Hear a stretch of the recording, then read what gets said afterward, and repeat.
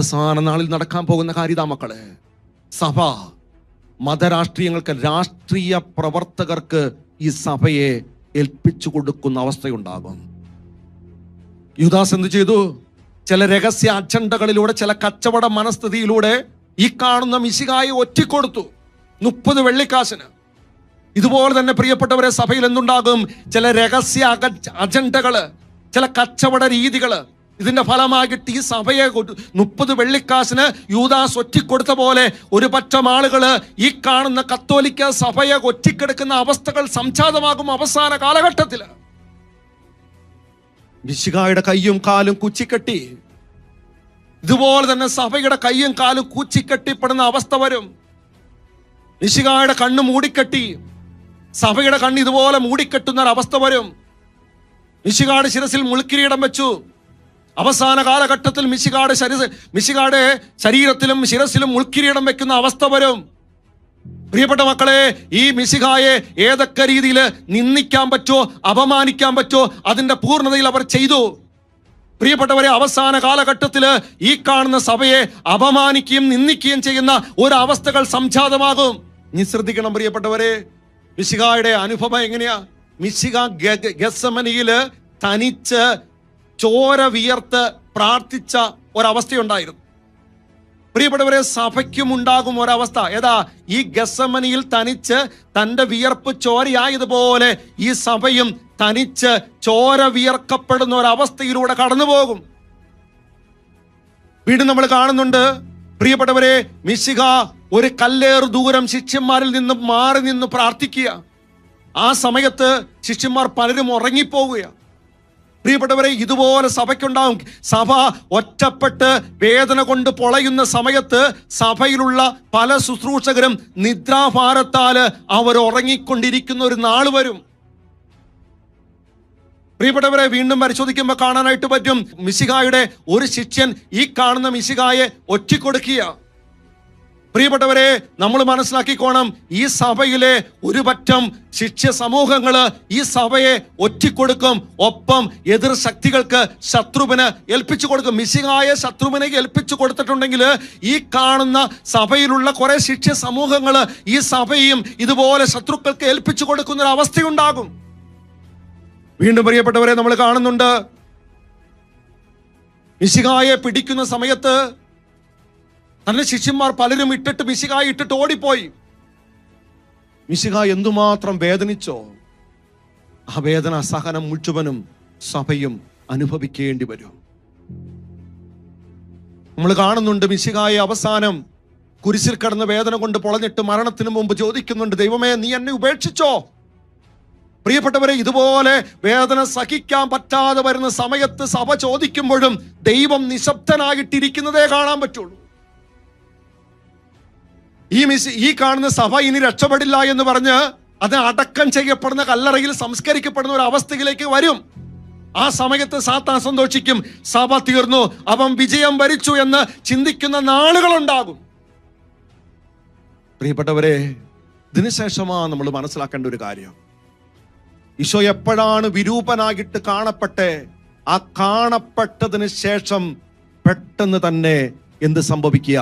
ഈശോയുടെ മഹുദ്ധീകരണം സംഭവിക്കുക, ഉത്ഥാനം സംഭവിക്കുക. പ്രിയപ്പെട്ടവർ, എപ്പോൾ സഭ വിരൂപമാക്കപ്പെടുന്നോ, ആ വിരൂപമാക്കപ്പെട്ടതിന്റെ അങ്ങേയറ്റം കഴിയുമ്പോൾ എന്ത് സംഭവിക്കും? ആ മിശിഹായുടെ സഭ മഹുദ്ധീകരിക്കപ്പെടും. ഓരോ മക്കളോടും പറയുന്ന, മക്കളെ, നിങ്ങൾ ഒരുങ്ങണം. ആരിലൂടെ ഒരുങ്ങണ്ടേ? അമ്മയിലൂടെ. കാരണം ആദിമ സഭയില് എല്ലാ ശിഷ്യന്മാരെയും ഒരുമിച്ച് കൂട്ടി അവർക്ക് വിശുദ്ധീകരിച്ച് രൂപാന്തരപ്പെടുത്തി അവർക്ക് ദൗത്യം ഏൽപ്പിച്ചു കൊടുത്ത അമ്മയാ. അതുകൊണ്ട് ഈ അമ്മയാണ് ഈ കാലഘട്ടത്തിലും മക്കളുടെ ജീവിതത്തിൽ വരുന്ന, സഭയാകുന്ന മക്കളുടെ ജീവിതത്തിൽ വരുന്ന ഓരോ സഹനങ്ങളെ അതികടക്കാനായിട്ട്, മറികടക്കാനായിട്ട് ശക്തി തരുന്നത്, വഴി തുറന്നു തരുന്ന പരിശുദ്ധി അമ്മ. അതുകൊണ്ട് അമ്മയുടെ വിമല ഹൃദയത്തിന് മക്കളെ പ്രതിഷ്ഠിക്കുക. ഇവളാണോ പരിശുദ്ധ കത്തോലിക്ക സഭ? നമ്മൾ അല്പം ആഴത്തിൽ ഇതിനെക്കുറിച്ചൊന്ന് പഠിക്കാൻ, മനസ്സിലാക്കാനായിട്ട് നോക്കുക. പ്രിയപ്പെട്ടവരെ, നമുക്കറിയാം, മണവാളൻ ഈശോയ, മിശിഹായ, മണവാട്ടി സഭയ. മിശിഹായാകുന്ന മണവാളന്റെ മണവാട്ടിയാണ് സഭ.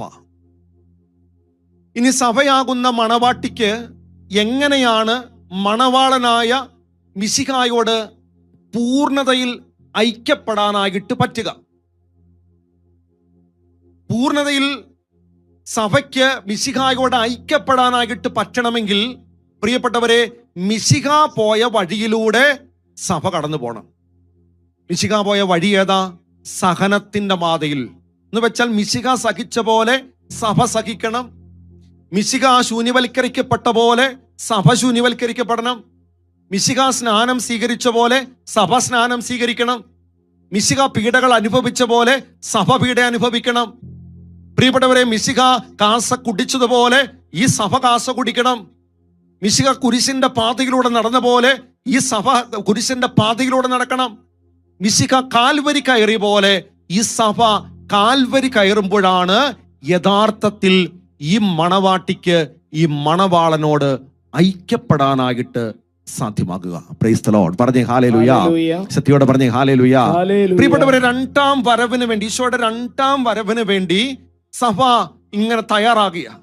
ഈ തയ്യാറാകുമ്പോൾ നമ്മൾക്ക് മനസ്സിലാക്കേണ്ട പ്രധാനപ്പെട്ട കാര്യമാണ്, ഈ സഭ മിശിഹായുടെ സഹനത്തിലൂടെയും മിശിഹായുടെ പീഡകളിലൂടെയും മിശിഹ അനുഭവിച്ച ശൂന്യവൽക്കരണത്തിലൂടെയും കടന്നു പോകുമ്പോൾ മാത്രമാണ് ഈശോയുടെ രണ്ടാം വരവിലേക്ക് ഈ സഭയ്ക്ക് പ്രവേശിക്കാൻ പറ്റുള്ളൂ.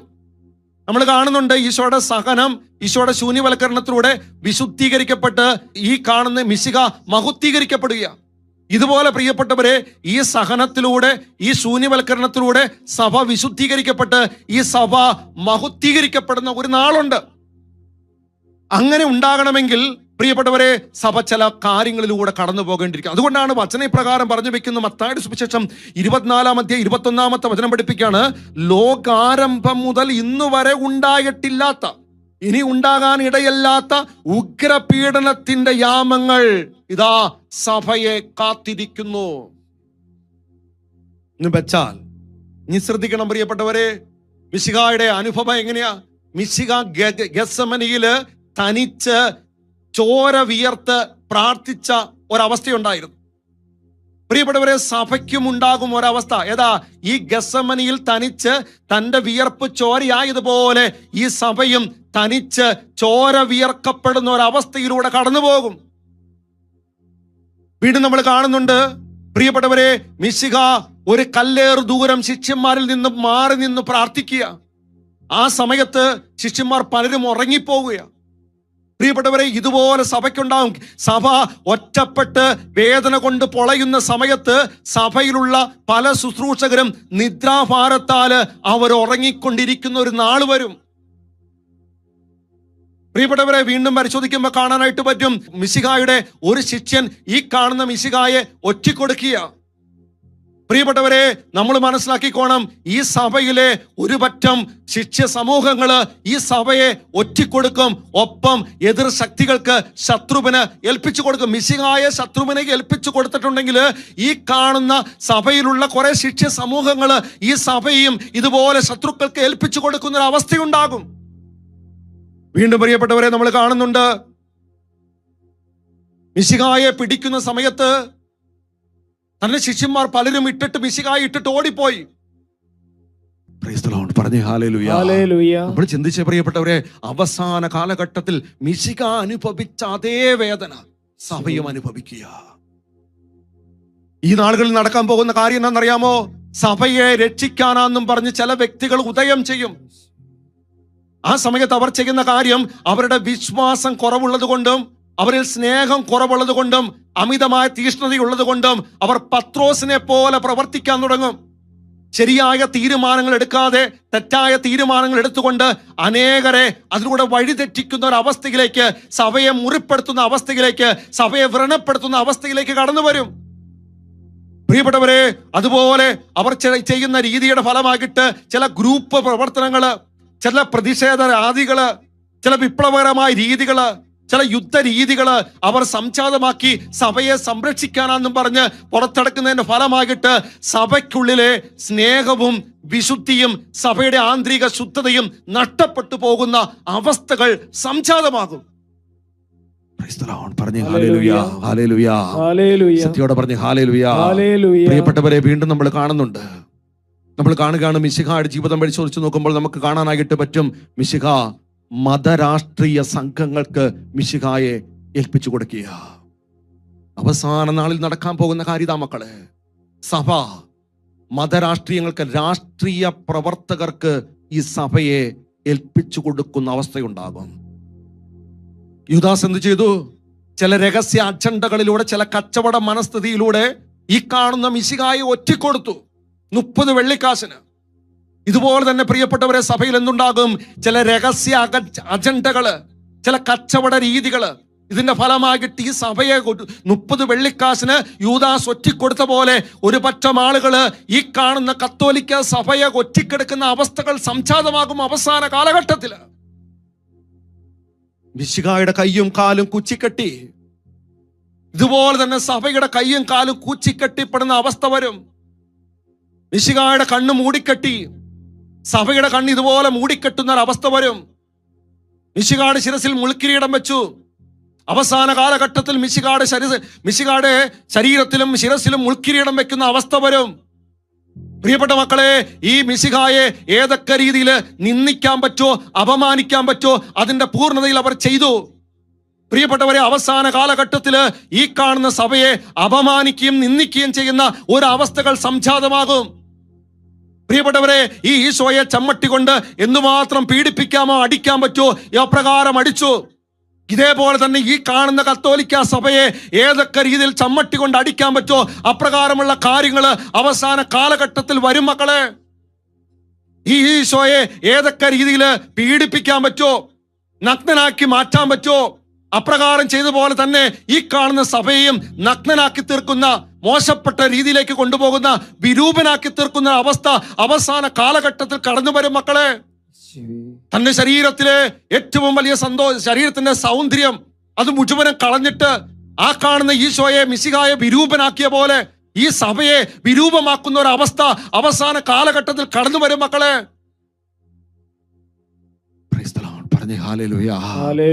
ഈശോയുടെ വരവിന് മുമ്പ് ഇങ്ങനത്തെ ചില അവസ്ഥകൾ അവസാന കാലഘട്ടത്തിൽ വരും മക്കളെ.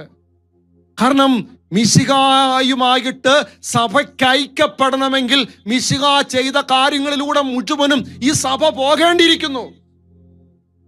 പറഞ്ഞേ ഹല്ലേലൂയ, സത്യത്തോടെ പറഞ്ഞേ ഹല്ലേലൂയ, അഭിഷേകത്തോടെ പറഞ്ഞേ ഹല്ലേലൂയ. പ്രിയപ്പെട്ടവരെ, നമ്മൾ കാണുന്നുണ്ട് ഇപ്രകാരമൊക്കെ ഉണ്ടാകുമ്പോഴും ദൈവം മൗനം പാലിക്കുക, ദൈവം അനുവദിക്കുക. എന്തിനാ ഇങ്ങനെ ഈ അവസ്ഥയിലൂടെ സഭ കടന്നു പോകുമ്പോൾ ദൈവം അനുവദിക്കാൻ കാരണം എന്താ? പ്രിയപ്പെട്ടവരെ, ദൈവത്തിന് ഒറ്റ ആഗ്രഹമുണ്ട്, ഈ കാണുന്ന എൻ്റെ പുത്രൻ മിശിഹായുമായിട്ട് ഈ സഭ ഐക്യപ്പെടണം. ആ സമയത്ത് സാത്താൻ ചെയ്യുന്ന ഒരു കാര്യം എന്നറിയണോ? ഈ കാണുന്ന സഭയെ ഏതൊക്കെ രീതിയിൽ നശിപ്പിക്കാൻ പറ്റും എന്ന് വെച്ചാൽ, സഭയെ തുടച്ചു നീക്കാനായിട്ട് രാഷ്ട്രീയ നേതാക്കൾക്കും ജനതകൾക്കും ഏൽപ്പിച്ചു കൊടുത്ത അപ്രകാരമുള്ള പ്രേരണകള് രാഷ്ട്രീയ നേതാക്കളിലും ജനതകളിലും അവൻ ഉയർത്താൻ തുടങ്ങും.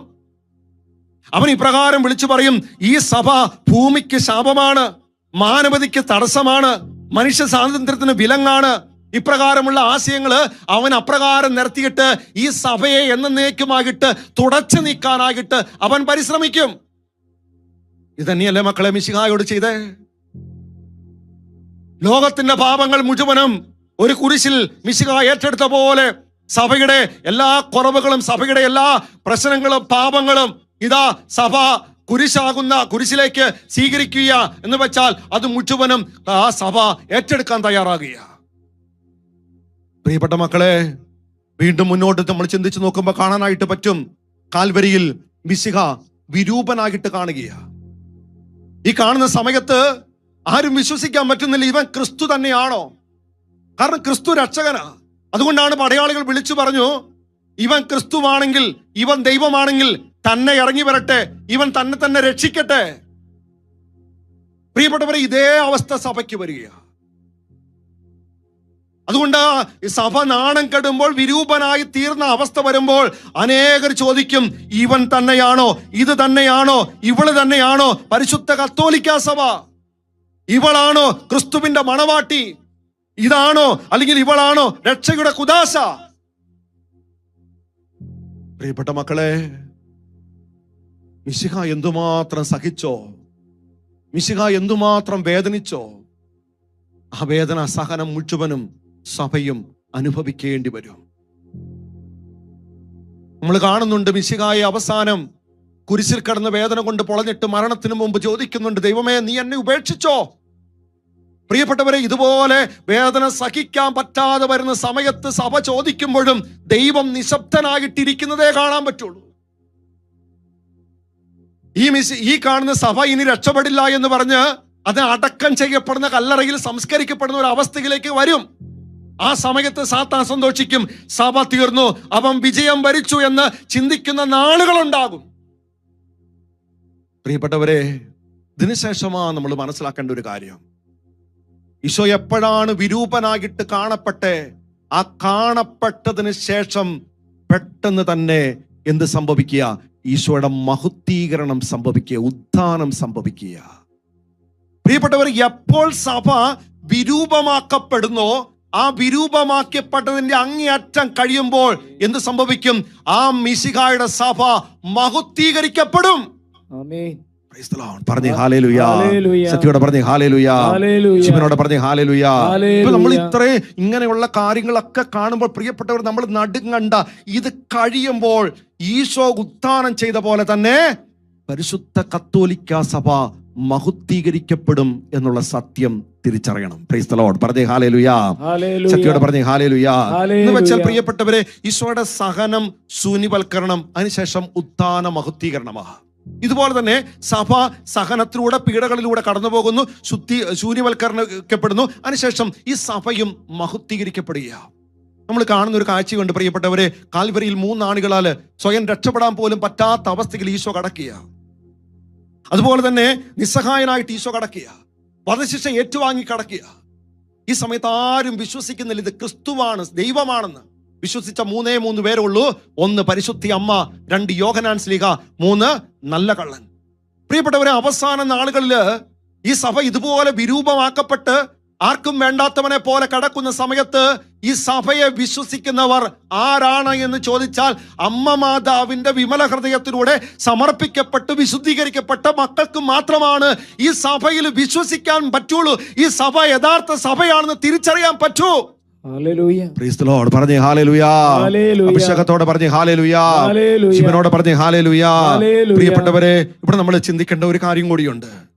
ഈ സഭയുടെ സഹനയാമങ്ങളിൽ പരിശുദ്ധ അമ്മ മാതാവിന്റെ ദൗത്യം എന്താ? നമ്മൾ കാണുന്നുണ്ട്, പരിശുദ്ധ അമ്മയുടെ സ്വന്തം പുത്രനെ പടയാളികൾ മാറി മാറി ശരീരത്തിൽ പരിക്കേൽപ്പിച്ചപ്പോൾ, അടിച്ചപ്പോൾ, സഹനങ്ങൾ ഒന്നിനു പുറകെ ഒന്നായിട്ട് കൊടുത്ത സമയത്ത് ഈശോ ശരീരത്തിൽ സഹിച്ചിട്ടുള്ള മുഴുവനും വേദനകളും മുഴുവനും പീഡകള് പരിശുദ്ധ അമ്മ തന്റെ ഹൃദയത്തിൽ മുഴുവനും സ്വീകരിച്ചു. അങ്ങനെയാണെങ്കിൽ തന്റെ അടുത്ത മക്കളെ, പ്രിയപ്പെട്ടവരെ, ഏതൊക്കെ രീതിയിൽ അവസാന കാലഘട്ടത്തിൽ പരിക്കേൽപ്പിക്കുമ്പോൾ, മുറിപ്പെടുത്തുമ്പോൾ, നിന്ദിക്കുമ്പോൾ, അപമാനിക്കപ്പെടുമ്പോൾ, എൻ്റെ പ്രിയപ്പെട്ട മക്കളെ മനസ്സിലാക്കണം, ഈ പരിശുദ്ധ അമ്മ മാതാവ് ഈ കാണുന്ന പീഡകൾ മുഴുവനും തന്റെ ഹൃദയത്തിലേക്ക് സ്വീകരിക്കുക. പറഞ്ഞേ ഹല്ലേലൂയ. സത്യോടെ പറഞ്ഞേ ഹല്ലേലൂയ. നമ്മൾ കാണുന്നില്ല മക്കളെ, കുരിശിന്റെ ചുവട്ടിൽ അവസാന സമയത്തും പരിശുദ്ധ അമ്മ വിശ്വസ്തയോടെ തന്റെ മകനെ ശക്തിപ്പെടുത്തിയ ഒരു കാലം. ഇതുപോലെ തന്നെയാ പ്രിയപ്പെട്ടവരെ, സഭ നിന്ദിക്കപ്പെടുമ്പോൾ, സഭ വേദനിക്കപ്പെടുമ്പോൾ, സഭ കൊള്ളില്ലാത്തതായി മുദ്ര കുത്തപ്പെടുന്ന സമയത്ത് ഈ സഭയിൽ വിശ്വാസത്തോടെ വിശ്വസ്തയോടെ സഭയെ താങ്ങി നിർത്തുന്ന ഏക വ്യക്തി ഈ പരിശുദ്ധ അമ്മയാണ്. പറഞ്ഞേ ഹല്ലേലൂയ. പ്രിയപ്പെട്ടവരെ, ആ സമയത്ത് സാത്താൻ വിജയം ആഘോഷിക്കാൻ പോകും.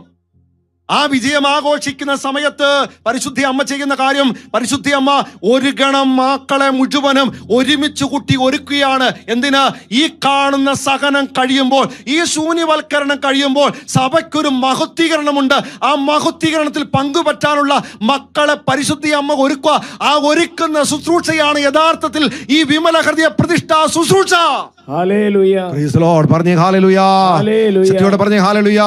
രണ്ടാമത് അമ്മ ചെയ്യുന്ന ഒരു കാര്യമുണ്ട് മക്കളെ, പരിശുദ്ധി അമ്മ ചെയ്യുന്ന ഈ സാത്താൻ ഇപ്രകാരം സഭയെ പീഡിപ്പിച്ച് ഞെരുക്കി സഭ ഇല്ലാതായി തീരുന്നു എന്ന് പറഞ്ഞുകൊണ്ട് അവൻ വിജയാഘോഷം നടത്തുമ്പോൾ പരിശുദ്ധ അമ്മ മാതാവ് അവന്റെ ആഘോഷത്തിന്റെ കാലം ത്വരിതപ്പെടുത്തുക, എളുപ്പമാക്കി തീർക്കുക, ഇല്ലാതാക്കി തീർക്കുക. പെട്ടെന്ന് പ്രാർത്ഥിച്ച് മക്കളെ മുഴുവനും ഈശോയുടെ വരവിനായിട്ട് ഒരുക്കുക.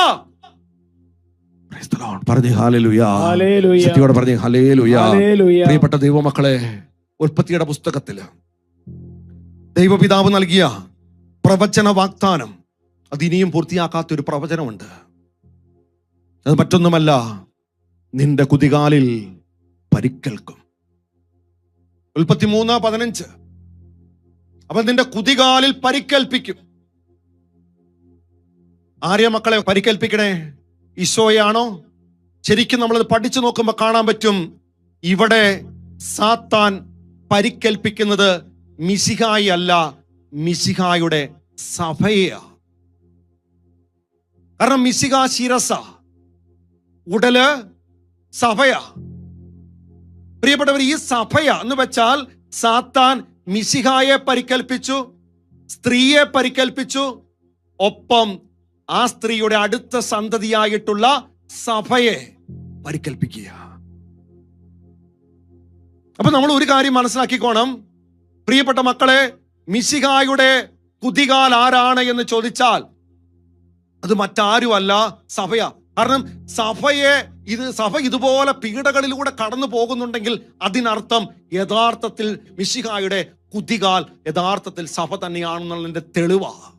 അല്ലെങ്കിൽ ഇതുപോലെ പീഡകൾ സഭയ്ക്കുള്ളിൽ വരില്ല, സഭയ്ക്കകത്തും പുറത്തും വരില്ല മക്കളെ. നമ്മൾ കാണുന്നുണ്ട് സ്ത്രീയുടെ ആദ്യത്തെ മകനെ സാത്താൻ പരിക്കേൽപ്പിക്കുക. ആ പരിക്കേൽപ്പിച്ച സമയത്ത് പ്രിയപ്പെട്ടവരെ, പരിശുദ്ധ അമ്മ മാതാവ് ആ മകനെ പൊതിഞ്ഞു പിടിക്കാൻ നോക്കുന്നുണ്ട്. ഇപ്പോൾ വീണ്ടും ആ സ്ത്രീയുടെ അടുത്ത മക്കളെ, സന്താനങ്ങളെ പരിക്കേൽപ്പിക്കുക. ആ സമയത്തും പരിശുദ്ധ അമ്മയാണ് ഈ കാണുന്ന മക്കളെയും പൊതിഞ്ഞു പിടിച്ച് സംരക്ഷിച്ചുകൊണ്ടിരിക്കുക. Praise the lord. പറഞ്ഞേ ഹല്ലേലൂയ. ഹല്ലേലൂയ. ശക്തിയോടെ പറഞ്ഞേ ഹല്ലേലൂയ.